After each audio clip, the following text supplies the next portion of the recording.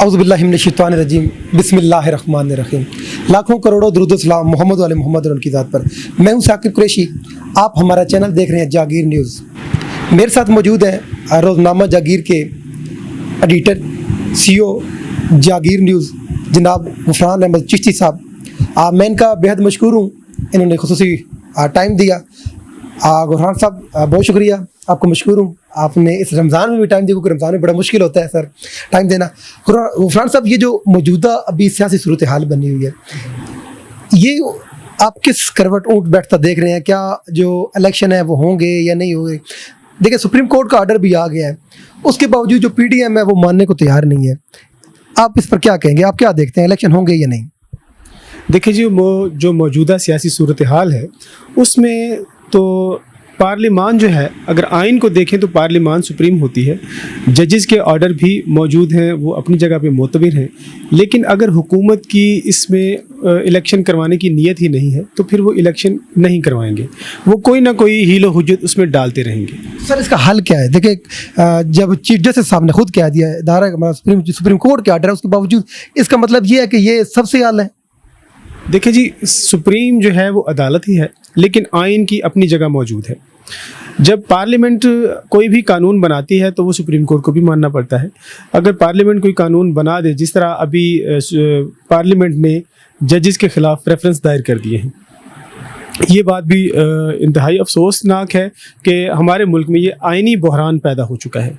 इसके हल के लिए सारी जमातों को एक साथ होकर, सर जोड़कर अपने मुल्क के हालात की तरफ गौर करना चाहिए, क्योंकि महंगाई की वजह से मुल्क बहुत मुश्किलात का शिकार है और आम आवाम जो है वो फाकों पर मजबूर है। आटा देखें आप, 190 रुपये किलो पे चला गया है। पेट्रोल आज फिर 10 रुपये बढ़ा है, 185 रुपये 285 रुपये लीटर पेट्रोल चला गया है। तो ये किस तरह हम काबू कर सकेंगे? ये सारी जमातों में अगर इत्तेफाक होगा, अगर सारी जमातें एक साथ बैठेंगी तो ही ये मुल्क चल सकेगा, वरना तो बहुत मुश्किल है। सर, जैसे कि कहते हैं इमरान खान साहब, वो बैठने को तैयार नहीं है। अगर इमरान खान साहब से बात होती है तो वो कहते हैं जी मैं बैठने को तैयार हूँ, लेकिन ये नहीं बैठते। इसमें गरीब आदमी का क्या कसूर है? हमारा तो गरीब आदमी जा रहा है, पैसा गरीब आदमी जा रहा है। देखिए, यही तो मैं कह रहा हूँ कि कोई भी इस वक्त ना PDM ना PTI आवाम का नहीं सोच रहे। सर, आपको नहीं लगता कि जो जिस तरह नवाज शरीफ साहब कहते हैं कि जो खलाई मखलूक है, कि जो हमारे इदारे हैं, क्या उनका काम नहीं बनता कि वो सबको बिठा के मुल्क के लिए सोचें? देखिए जी, बात फिर वहीं पे आ जाती है कि हमने खुदा करके उनको सियासत से कहा है कि आप बाहर रहें, आपकी मेहरबानी। तो अब वो ये चाह रहे हैं कि वो सियासत से बाहर रहें, न्यूट्रल रहे हैं। अभी तक तो फिलहाल वो न्यूट्रल ही हैं। हम क्यों उनको दोबारा आवाज़ दे रहे हैं? जब वो न्यूट्रल हैं, अब वो हो गए हैं, तो हमें उनको न्यूट्रल ही रहना चाहिए। ये सियासी मसले हैं, इनका सियासतदान ही हल निकाल सकते हैं। इनको खान साहब को भी सियासतदानों से डायलॉग करने चाहिए, ना कि इनको कहें कि आप मैदान में आएँ। ये गैर सियासी लोगों को सियासत से बाहर ही रहना चाहिए। तो मेरी तो यही एक तजवीज़ है और एक जिसे कह लीजिए कि दरख्वास्त है कि सियासतदानों को मिलकर इस मुल्क का आइन के मुताबिक हल निकालना चाहिए। जो भी आइनी मामलात है उसका हल जो है। गुफरान साहब, आइन तो हमारा कहता है कि 90 डेज में जो इलेक्शन है वो होने चाहिए। अगर 90 डेज में नहीं होते, ये जो मौजूदा जो निगरान सेटअप है, इसका क्या बनेगा? ये भाईजान, हर चीज़ की जो है ना वो वजाहत मौजूद है आइन में। 90 डेज़ में इसी सूरत में इलेक्शन होते हैं जब एमिकेबली जो है ना वो सबके अफाम तफहीम के साथ असेंबलियाँ जो हैं वो टूटती हैं। ठीक है, अब प्रॉब्लम ये आ रहा है कि पंजाब में तो आप कह रहे हैं कि आप इलेक्शन जो है ना वो अनाउंस करें, और KPK में आप कह रहे हैं कि आप मशवरा करके इलेक्शन अनाउंस करें। ठीक है, सिंध में इलेक्शन नहीं हो रहे, बलूचिस्तान में नहीं हो रहे। तो इस तरह की सूरत हाल जो है वो मुल्क में ज़्यादा प्रॉब्लम क्रिएट कर रही है। बेहतर होगा कि अगर सारे इलेक्शन, पूरे पाकिस्तान में इलेक्शन एक ही वक्त पे हो जाए, मुल्क का खर्चा भी बचेगा और बहुत सारे मामला भी हल हो जाएंगे।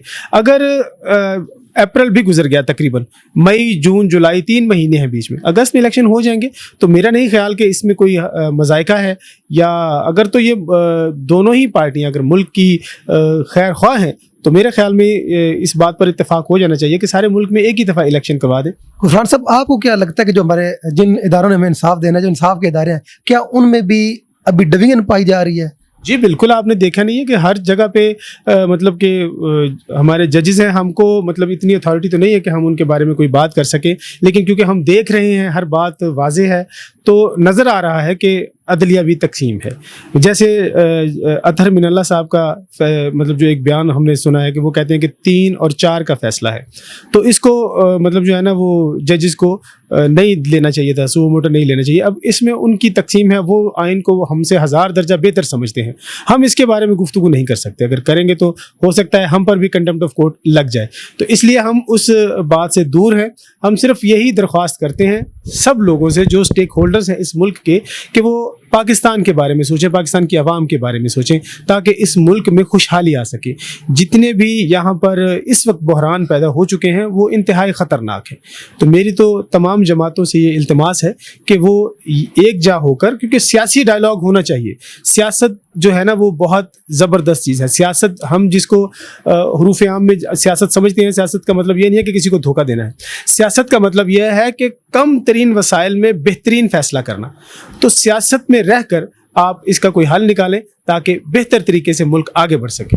गफरान साहब, आखिरी सवाल सर, ये बता दें अभी जो मौजूदा जिस तरह सूरत-ए-हाल सियासियों पे भी है और ख़ास तौर पर सहाफ़ियों पे भी, क्योंकि आप खुद एक सीनियर सहाफ़ी भी हैं, कालम निगार भी हैं, अभी जो मौजूदा जो सहाफ़ियों के साथ होया जा रहा है, आज़ादी राय का अख्तियार नहीं है, जो बंदा खुल के बात करता है उसको उठा के ले जाते हैं, वीगो आ जाते हैं, इस पर क्या कहेंगे?